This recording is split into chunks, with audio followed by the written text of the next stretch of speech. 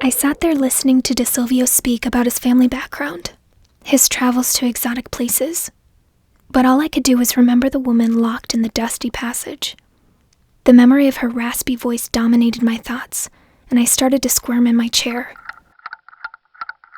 The more I tried not to think about it, the more the sounds and the images stuck in my mind, and soon it was all I could do to suppress the urge to stand up from my chair and run out of the room as fast as possible.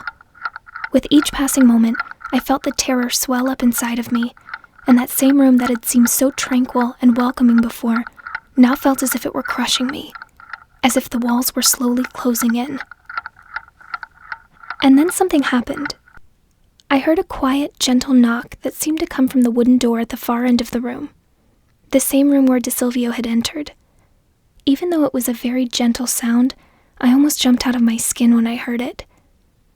DeSilvio turned towards the door and said, "Come," in a commanding but gentle tone. And the door opened, and into the room walked one of the most graceful and delicate-looking girls I'd ever seen. It's really difficult to put into words exactly how stunning this young woman's appearance was.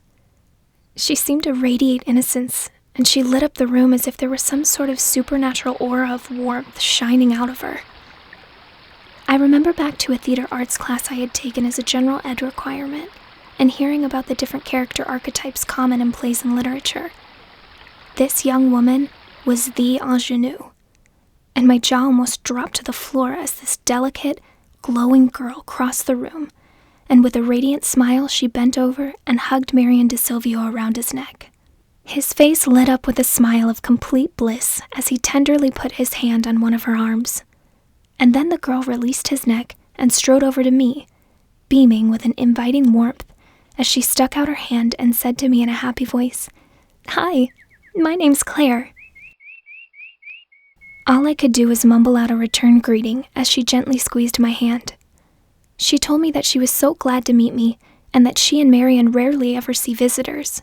My mind couldn't help but be drawn to the memory of the dusty pen. I wondered if Claire knew that a guest was enjoying the hospitality of the mansion at that very moment underneath her feet.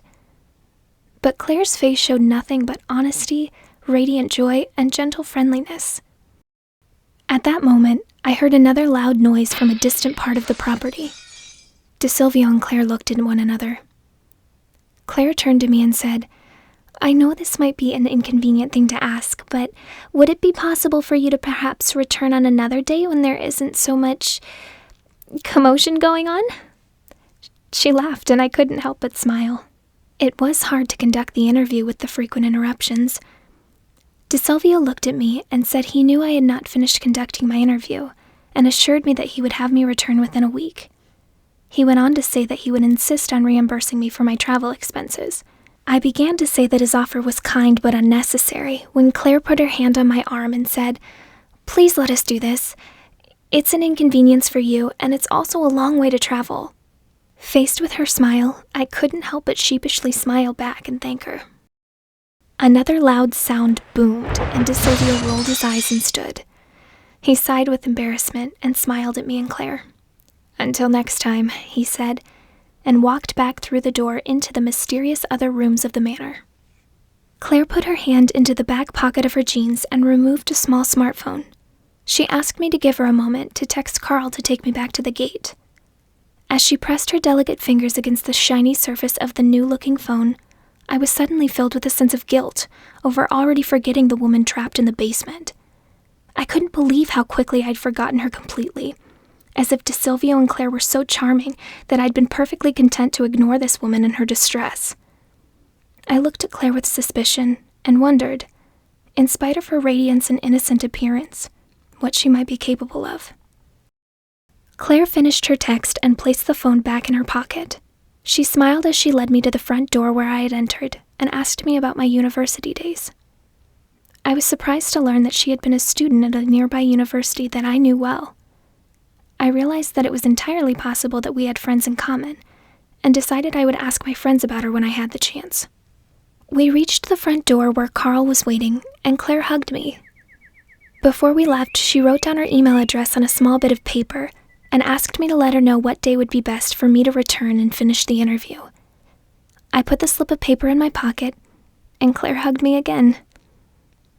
I thought her eyes showed the slightest bit of loneliness as she let me go. Then I heard Carl's friendly voice ask if I was ready to leave. I said that I was, and I waved goodbye to Claire as I followed Carl out of the house and towards his little motorized cart, parked just on the concrete path where it met the flagstone path back to the mansion's front door.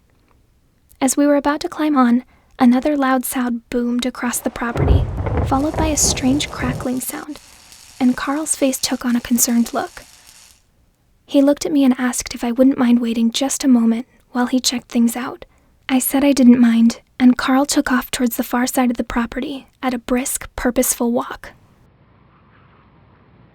As I stood there on the concrete path waiting by the motorized cart, I once again remembered the woman I'd seen locked behind bars underneath the mansion.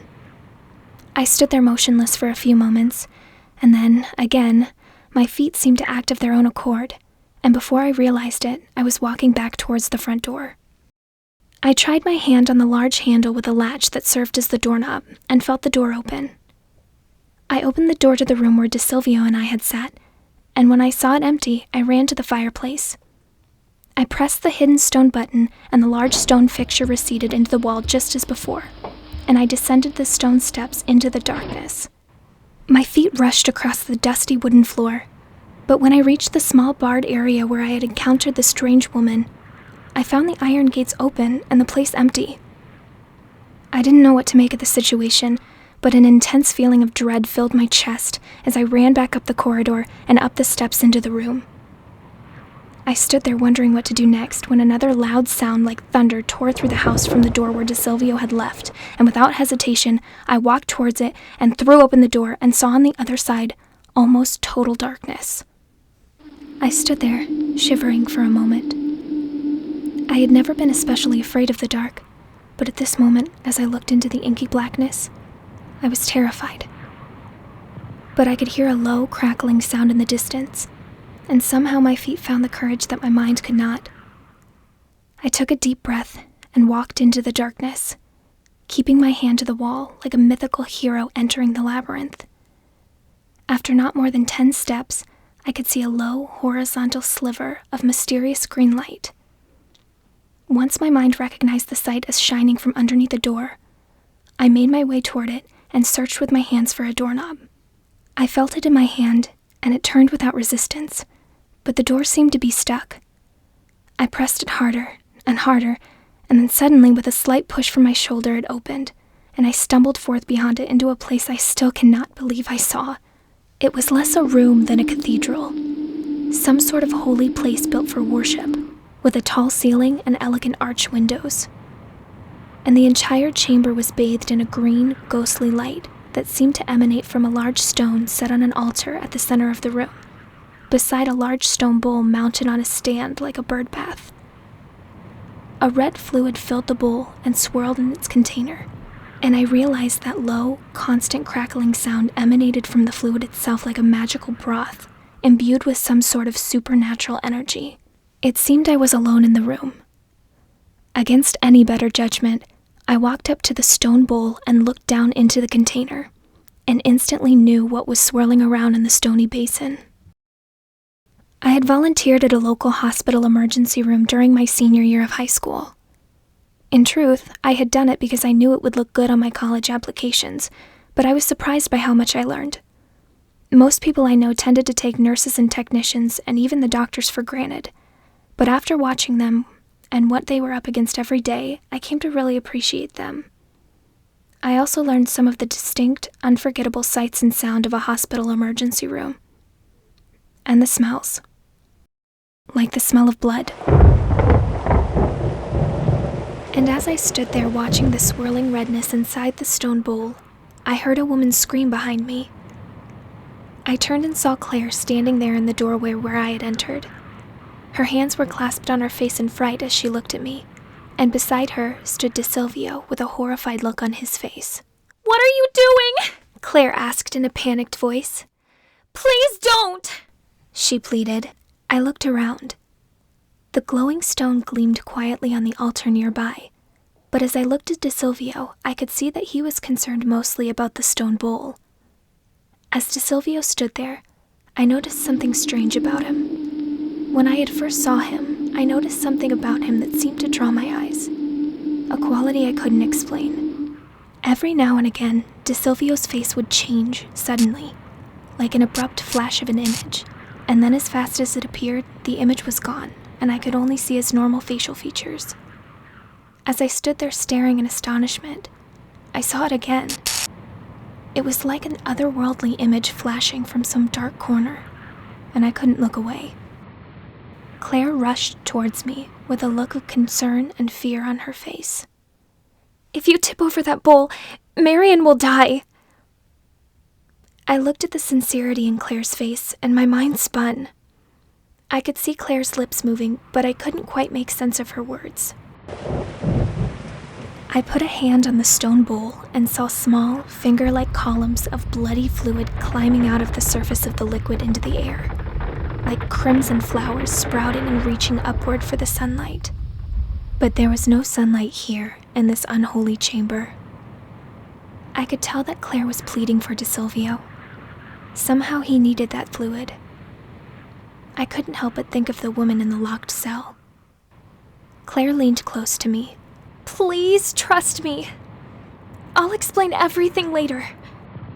I looked at Claire's quivering face and wanted to trust her. I really did. But I had seen far too much strangeness in the last few hours, and I looked back at the bowl. If this De Silvio made his comfortable mansion on the bodies, or blood, of women locked in his cellar, then maybe the world would be better off without him after all.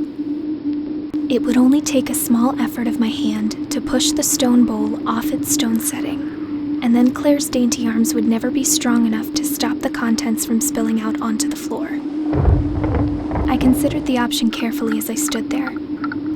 I could let Claire explain and miss my chance to stop De Silvio, or I could spill over the stone basin and presumably stop him forever. What do you think I chose?